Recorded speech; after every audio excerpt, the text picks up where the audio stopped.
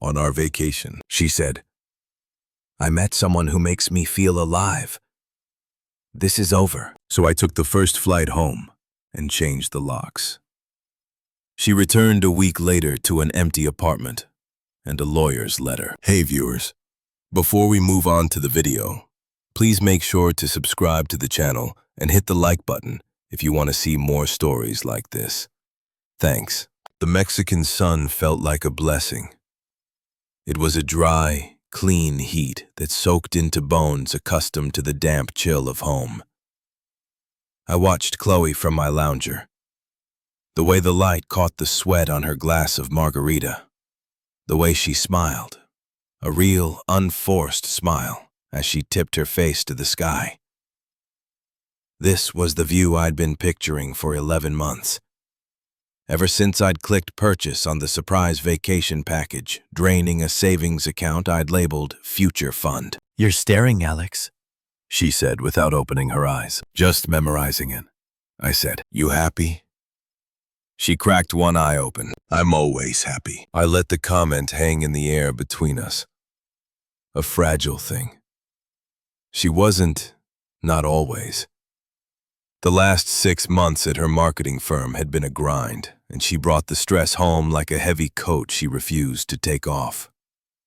This trip was supposed to be the reset button, my gift to her, to us. This place is incredible, I said, gesturing at the turquoise pool that seemed to spill into the endless blue of the ocean beyond. Worth every penny of eating leftover pasta for a year, she sighed. A faint sound of irritation. Don't ruin it by talking about money, Alex. It's not a good look. The comment stung, but I brushed it off. Pre-Asian stress. She'd unwind. I went back to watching the water, to the simple peace of the moment. That's when I noticed him. A guy maybe our age, with the kind of sculpted, sun-broned physique that looked like it was his full-time job. He was at the swim-up bar, holding court with a couple of other guests. His laugh a little too loud, a little too performative. I didn't think much of him until he slid into the water and started swimming, not towards an empty spot, but directly towards us. Well, hello there, he said, his voice a smooth baritone as he hoisted himself out of the water right next to Chloe's lounger. He flashed a perfect white smile at both of us, but his eyes were locked on her. I couldn't help but notice you two from over there. You look new. Chloe, who usually met unsolicited attention with a polite but firm chill, surprised me. She smiled back. Is it that obvious? The paleness gives it away, he laughed, not unkindly. First day. I'm Leo. Chloe. And this is Alex. Leo gave me a nod that felt more like an inventory check than a greeting. Alex. Cool. He turned his attention back to Chloe as if I'd evaporated. So, first day. You have to try the passion fruit mojitos at the Palapa bar. The ones here are swill. We were just about to get another round, Chloe said, even though we weren't. She glanced at my half-finished beer. Weren't we, Alex? Before I could answer, Leo flagged down a waiter. Free passion fruit mojitos, my man. Put it on my tab. He winked at Chloe. Consider it a welcome gift. And that was it. The door was open. For the next hour, Leo held forth. He was a digital nomad, his portfolio diversified across crypto and e-commerce. He talked about surfing in Bali, skiing in Shamin, and a full moon party in Thailand that sounded more like a threat than a good time. Chloe was mesmerized. She hung on his every word, her laughter coming easier and more frequently than it had for me in months. I tried to interject once. That sounds amazing, but it must get lonely, always moving. Leo looked at me as if I'd spoken in a dead language. Lonely, man? The world is full of people. You just have to be interesting enough for them to want to stick around. His eyes flicked back to Chloe. It's about energy. Some people have a spark, you know, a thirst for life. Others, well, they're just content to watch. Chloe didn't defend me. She just took a long sip of her mojito. The heat was starting to feel oppressive. "I'm going to grab us some towels," I said, standing up. It was a feeble excuse, but I needed a minute. Neither of them really acknowledged me leaving. As I walked towards the cabana, I glanced back. Leo had leaned in closer, saying something to her in a low, intimate tone.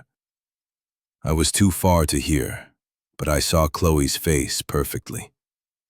She was looking at him with a raw, hungry fascination I hadn't seen in her eyes for a long, long time. I stood at the towel station, the stack of clean white cotton in my hands, feeling like a ghost in my own life. The sun, the paradise, the woman I loved.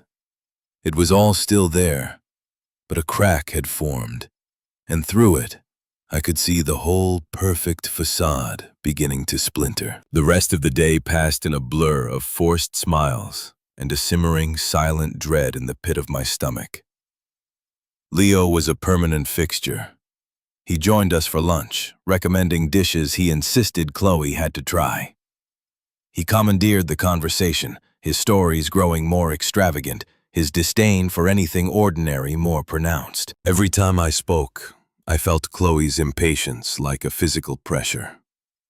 My comments about my job as a project manager were safe. My plan to maybe get scuba certified was cute. Leo's tale of free diving with sharks was fearless. The comparisons were a constant low-grade hum. "We should get tickets to that fire dancing show tonight," I suggested over dinner, trying to reclaim some semblance of our itinerary. "Ugh, that's so touristy," Chloe groaned, pushing her ceviche around her plate. "Leo said it's a total scam.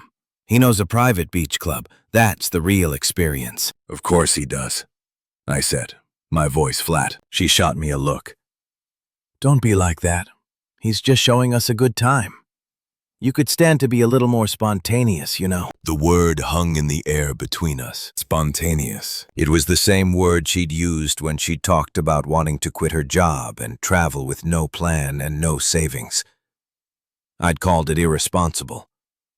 Leo would probably call it living. Later, back in our room, as she changed for this real experience, I tried to bridge the chasm. "Chloe, this guy, he's a lot, don't you think?" She was standing in front of the mirror, critically examining a new slinky black dress she'd packed. "He's interesting, Alex.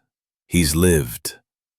You should try talking to him instead of just sitting there judging." "I'm not judging. I planned this trip for us, for you, and now it feels like we have a third wheel." She spun around, her eyes flashing. "No. You planned a trip for the version of me you're comfortable with. The one who comes home from a shitty job and watches Netflix with you until we fall asleep. Leo sees the version of me that wants more. The one that's allowed to want more." The accusation was so unfair it stole my breath. "I've never stopped you from wanting anything, haven't I?" she said, her voice dropping to a cold, quiet tone. "You create this cage of stability. It's suffocating." She swept out of the room, leaving me standing there, the gilded cage of our 5-star resort feeling more like a prison cell. I didn't follow her to the beach club. I sat on our private balcony, the symphony of crickets and distant waves a stark contrast to the turmoil inside me. I knew with a cold, sinking certainty what was coming. It arrived around 2 a.m. I was still on the balcony, a single forgotten beer warm in my hand, when the door slid open. She was back. She smelled of salt, smoke, and another man's cologne. She didn't look at me as she walked out, leaning against the railing and staring into the dark ocean. "I can't do this anymore, Alex." The words were quiet, but they hit me with the force of a physical blow. Even expecting them, the finality was breathtaking. I said nothing. I just waited. My heart a dull, heavy drum in my chest. She turned to face me, and in the dim light, her expression wasn't sad or conflicted. It was resolved, almost smug. "I met someone who makes me feel alive," she said, her voice gaining strength. And being with you, it feels like a slow death. This is over. I let the silence stretch. Let the ugly words hang in the humid air between us. I took a slow, deliberate breath. Okay, I said, my voice unnaturally calm. Her brow furrowed slightly. This wasn't the script. Leo? I asked, the name tasting like ash. It doesn't matter, she said, a flicker of irritation in her eyes. What matters is I finally see clearly. You're a placeholder. A safe, boring placeholder for a real life. There it was. The core truth stripped of all its pretty lies. The future fund savings, the careful planning, the years of loyalty. It all boiled down to that. I was a placeholder. Okay, I repeated. I stood up, walked past her into the room, and went to the closet. I pulled out my suitcase and laid it on the bed. I started packing methodically, neatly, rolling my t-shirts, placing my shoes in a separate bag. I heard her footsteps behind me. She was standing in the doorway, watching me, her arms crossed. The confusion on her face was morphing into anger. That's it? She finally burst out. You're not even going to fight for me, you're just packing. I zipped the suitcase closed with a definitive sound. I looked at her. Really looked at her. For the last time, the woman I thought I'd build a life with was gone. Replaced by a stranger possessed by a thrilling, destructive fantasy. You've made your choice, I said, my tone flat and final. I respect it. The word respect wasn't an offering of grace. It was a weapon of dismissal. She stared at me, utterly flummoxed. Her grand dramatic exit was being met with quiet, efficient agreement. I picked up my suitcase and my backpack. I walked towards the door. Where are you going? She demanded, her voice shrill. Home? And what am I supposed to do? I said, pausing at the door. That is no longer my concern. I walked out. I didn't slam the door. I closed it with a soft, precise click. The hallway was silent and empty. My mind was strangely clear. A blank slate, wiped clean of the noise and the pain. In the elevator, I opened my phone. I found the first available flight home. A red-eye leaving in 3 hours. I booked a one-way ticket. The cost, a mere abstraction. Then I found her number in my contacts. I didn't scroll through our old photos or read our text threads. I simply pressed block. The confirmation message appeared on the screen just as the elevator doors slid open to the grand, deserted lobby. I walked through it, my suitcase wheels clicking a steady rhythm on the marble floor, a ghost already fading from the scene of his own life. The flight home was a liminal space, a silent, pressurized tube hurtling through the dark between two worlds. I didn't sleep. I didn't cry. I stared at the moving map on the screen in front of me, watching the little plane icon slowly leave the vibrant coast of Mexico and traverse the vast, dark emptiness of the Gulf. It felt symbolic. I was leaving the colorful, chaotic drama behind for something quieter, something darker, but also something entirely my own. I landed just after dawn. The air in the airport was cold, sterile, and familiar. It was a shock after the tropical humidity, a bracing slab of reality. I took an Uber home, the city waking up around me in grays and concrete tones. It felt more real, more honest than the resort's manufactured paradise had ever been. The key turned in the lock of my apartment.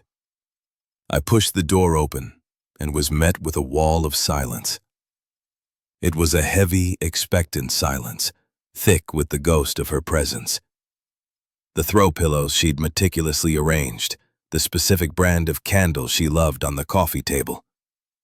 A jacket of hers slung over the back of a chair. For a moment, the weight of it all threatened to crush me. The memories, the plans, the sheer, stupid waste of it all. Then I took a deep breath, and I got to work. The first thing I did was call a 24-hour locksmith. While I waited, I started a list on my phone, the project manager in me taking over. It was a familiar, comforting process. Define the problem. Break it down into tasks. Execute. Change locks. In progress. Remove her belongings. Separate finances. Reclaim space. The locksmith arrived. A gruff, non-nonsense man who asked no questions. The sound of the drill biting into the doorframe was violent, final. When he handed me the 3 new silver keys, they felt cold and clean in my hand. Power objects. They meant control. Next, I went to the storage closet and pulled out every moving box I could find. I started in the bedroom, opening her side of the closet. The scent of her perfume, that expensive floral scent I'd saved for months to buy her, wafted out, and for a second it was like a physical blow. I stood there breathing it in, letting the pain wash over me, and then I exhaled, and it passed. I started pulling dresses, blouses, shoes off their hangers and folding them into boxes. Not with anger, not with sadness, but with the detached efficiency of a warehouse worker. This was no longer her space. These were no longer her things. They were objects occupying my territory, and they needed to be removed. I didn't snoop. I didn't read old birthday cards or look at photos. I was an archaeologist, carefully cataloging and boxing up a civilization that had gone extinct. It took most of the day. When I was done, a tower of cardboard boxes stood in the living room, a monument to a shared life that was now over. I rented a small storage unit online, a 10-minute drive away. I loaded the boxes into my car, made 3 trips, and stacked them neatly inside the sterile beige cube. I took a picture of the unit number and the lock I placed on it. Then I found her mother's number in my phone, a woman who had never thought I was good enough for her daughter, and sent a simple text. The remainder of Chloe's personal effects are in storage unit number 47B at Secure Store on 4th. The access code is 1892. The unit is paid through the end of the month. After that, it's her responsibility.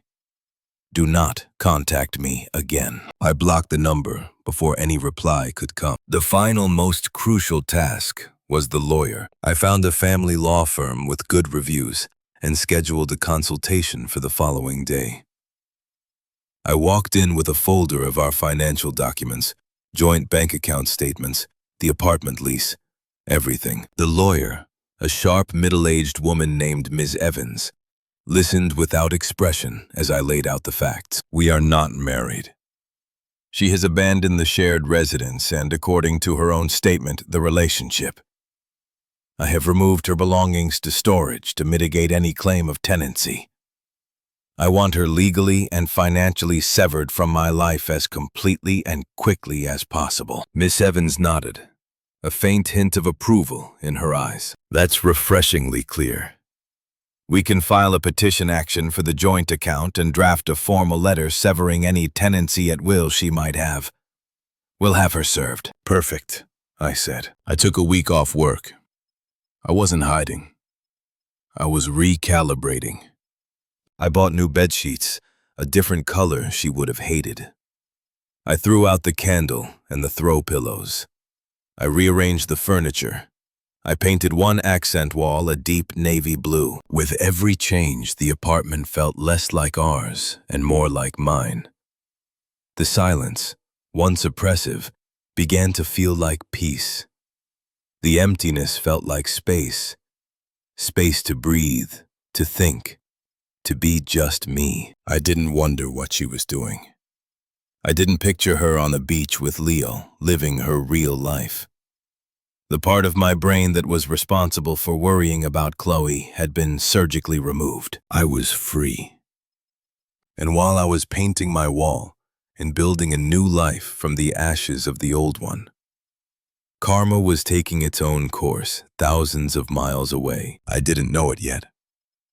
I didn't need to. The first sign would come not as a feeling of Schott and Freude, but as a vibration in my pocket. A desperate, furious plea from a world that no longer had any claim to me. A week to the day after I'd left her in Mexico, my phone vibrated on the kitchen counter. It was an unknown number. I let it go to voicemail. A minute later, the notification popped up. I played it on speaker, the sound echoing in my newly minimalist apartment. "What the hell, Alex? I'm back. The keys don't work. Where are all my things? Call me back, you—" Chloe's voice was a jagged mix of confusion and fury. There was no hint of remorse, only entitlement violated. I deleted the voicemail and blocked the number. The silence returned, more profound than before. The next day, the flying monkeys were deployed. My phone lit up with a contact I hadn't heard from in months. Sarah, Chloe's best friend. I answered, curious to see the script. "Sarah. Hey, Alex. Look, I know what Chloe did was shitty, but you can't just lock her out of her own home. She's got nowhere to go. That guy Leo screwed her over, took all her money, and just left her there." Me. Voice even, devoid of emotion. "It's not her home anymore, Sarah. The lawyer's letter explains everything." "Sarah, lawyer, are you serious? She made a mistake. We all make mistakes. Have a heart. She's devastated." Me. My heart is no longer her concern or yours. Goodbye, Sarah. I hung up and blocked her. The ease with which I did it was a revelation. Their drama was a fire, and I was no longer willing to be fuel. Then the text started. A new number, but the voice was unmistakably Chloe's. The tone had shifted from anger to panic desperation. Text 1. "Please, I'm so sorry. He was a monster. I was stupid. I see now what we had was real." Text 2. "I'm staying at the Sunset Motel. It's disgusting. I have no money. My card is maxed out from the flight. Please, just let me talk to you." Text 3. "You were always my rock. Don't you remember all the good times? The way you used to look at me? I love you. I never stopped." I read them one after another, feeling nothing but a distant academic interest. It was like reading lines from a bad movie. The rock she had so readily discarded. The good times she had called a slow death. The love that had been conditional on me not being boring. Her words had lost all power. They were just ink on a screen. A few days of silence passed. Then another call from the new number. I felt a strange sense of closure, knowing this was the final act. I swiped to answer and said nothing. "Alex." Her voice was thick with tears, then sharpened by the silence. "I know you're there. Say something. How can you be so cold? After everything we had, you're just going to abandon me like this. You're a coward." I let her words hang in the digital space between us. I could hear her ragged breathing. "Me?" My tone was flat, calm, like I was reading a weather report. "Are you done, Chloe?" A stunned silence, then a whimper. "I need you." "Me. The storage unit is paid for until the end of the month. Any further communication should go through my lawyer. Do not contact me again." I ended the call. My finger hovered over the block button for a moment. Then I pressed it. It was the final quiet click of a door closing forever. 2 months is a long time when you're dedicated to the quiet work of rebuilding. I'd moved out of the old apartment into a modern high-rise with a view of the city skyline. I'd thrown myself into work, not as an escape, but as a channel for my newfound focus. I'd been offered a lead project manager role. I'd started dating casually, a woman from the yoga studio who laughed easily and never once called me safe. I was coming home from a late meeting. The cool night air, a welcome relief. The underground parking garage was quiet, my footsteps echoing off the concrete. I was almost to my car when a figure detached itself from the shadows near the elevator. Alex. I stopped. It was Chloe. She looked faded. Her hair was lackluster.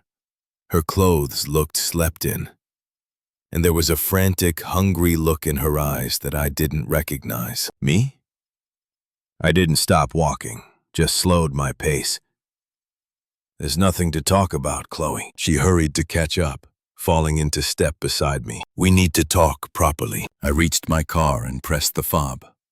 The lights flashed. No, we don't, Chloe. I get it. You're hurt. I'm hurt too. He destroyed me. But we can get through this together.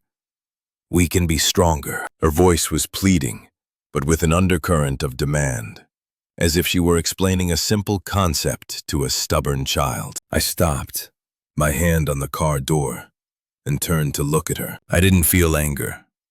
I didn't feel pity. I felt a vast, immeasurable distance. This was the final encounter, and I knew exactly what to say. Me. You misunderstood. My voice was quiet, but carried perfectly in the sterile garage. This isn't about hurt. This is about irrelevance. She flinched as if I'd slapped her. Me? The man you knew, the one you called safe, he disappeared in Mexico. The man I am now doesn't have space for you in his life, his thoughts, or his peace. What you went through with Leo, that's your karma to live with. Not my problem to solve. I saw the last flicker of hope in her eyes die, replaced by a hollow, terrible understanding. She had lost. Not just the relationship, but the war. She had no power here. Me. We are strangers. Let's stay that way. I opened the car door, slid inside and closed it. The sound was a soft, final thud. Through the windshield, I saw her standing there, small and broken in the vast, empty garage. I started the engine, shifted into reverse, and drove away. I didn't look in the rearview mirror. Not once. As I merged into the flow of city traffic, the bright lights painting the interior of my car, I felt it. Not satisfaction. Not victory. Peace. A deep, unshakable peace. She hadn't just lost a boyfriend. She had lost access to the man I was always meant to become. A man of quiet strength, of unassailable boundaries. A man who understood his own worth. And that man, the one she would never know, was finally and completely free. Thanks for watching. Make sure to subscribe to the channel and hit the like button. What do you think about this story? Share it in the comments.